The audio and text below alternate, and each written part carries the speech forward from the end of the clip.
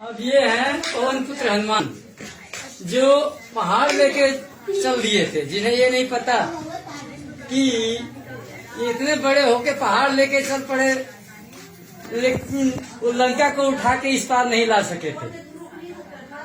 अब इनके देखो मैं कैसे तोड़ने जा रहा हूँ और ये मुझे कुछ नहीं कर पाएंगे।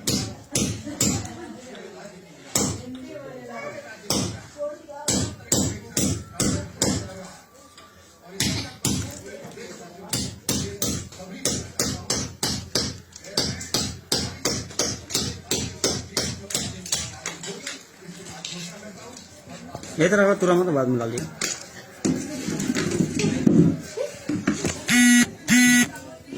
अब यहाँ पे आ रही हैं, ये गणेश जी हैं और ये लक्ष्मी जी हैं, ये सरस्वती जी हैं। बताया जाता है कि लक्ष्मी जी सोने का सिक्का बरसाती हैं। अगर भारत में धन की देवी सोना देने वाली अगर लक्ष्मी होती तो भारत में गरीबी रेखा के नीचे कोई जीवन यापन नहीं करता। और ये हैं सरस्वती, जिसे शिक्षा की देवी माना गया है, लेकिन भारत में सबसे ज्यादा अशिक्षित, अंगूठा टेक और निरक्षर लोग पाए जाते हैं। और ये गणेश जी बताया जाता है रिद्धि सिद्धि के गणनायक, और उनका मैल से जन्म हुआ था। माता पार्वती ने मैल से बना दिया था।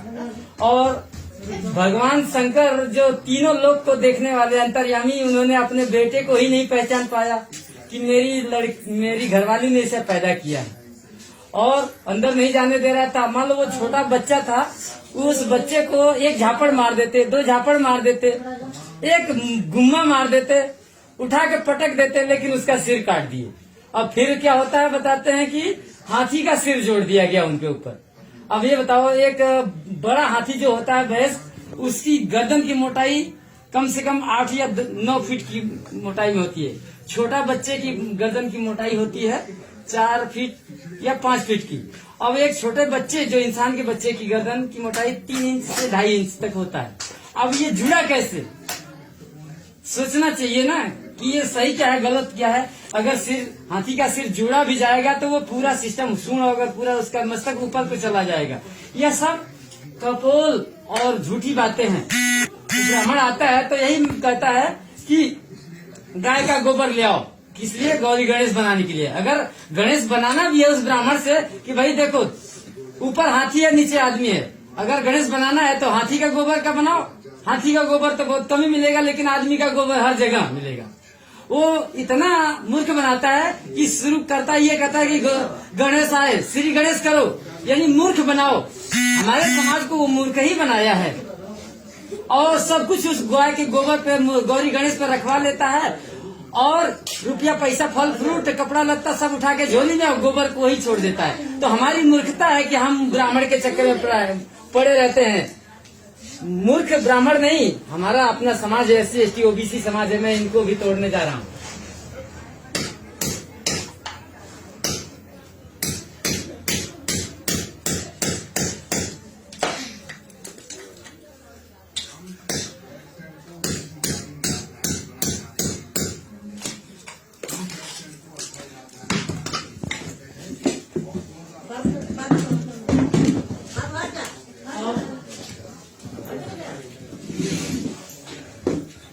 अब आगे ये नंबर दुर्गा का।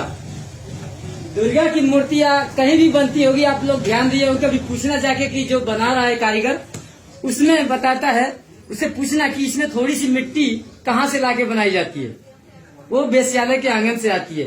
ये जो दुर्गा जो थी, वो कलकत्ता में सोनागाछी एक वेश्यालय था, उसमें इसका जन्म हुआ था।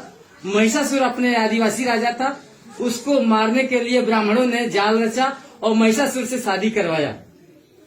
शादी करवाने के बाद उन्होंने कहा कि वो पहले वेश्यालय की जो मालकिन थी, उससे कहा कि जब तक ये दुर्गा जवान है तब तक तो इससे पैसा कमाओगी, फिर आगे क्या करोगी? तो उसने कहा कि इस लड़की को हमें दो, इस लड़की से हम उस महिषासुर जो राजा था उसका मार करके उसका आधा राजपाट हम तुम्हें देंगे, आधा हम ले लेंगे। ले गए। जब वो मूर्ति बनती है ना, तो मूर्ति बन के तैयार होती है, तो 7वें दिन उसकी पट्टी आंख की खोली जाती है आंख की पट्टी खोल करके यही बताया जाता है, मुझे उसको बता दूं कहानी। वो उसने कहा कि इसलिए खोला जाता है कि उसकी शादी इसीलिए की गई थी, तो उसके साथ वो भोग विलास में रह गई। तो बताया उसने कि हमने तुझे किस काम के लिए भेजा गया था। तो 7वें दिन 8वें दिन उसे दारू पिलाती रही और सारी खजाने की चाबियां लिया। और 9वें दिन सुनो तो,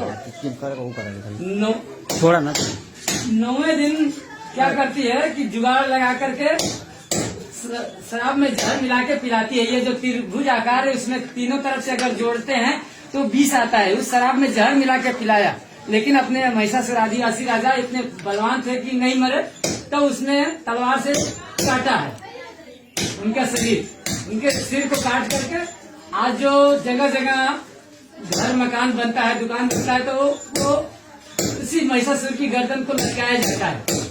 आज जब दुल्हन आती है, घर में प्रवेश करती है, तो लोटा रखा जाता है कलश बना करके वही महिषासुर की गर्दन को ही, और लात मारती है।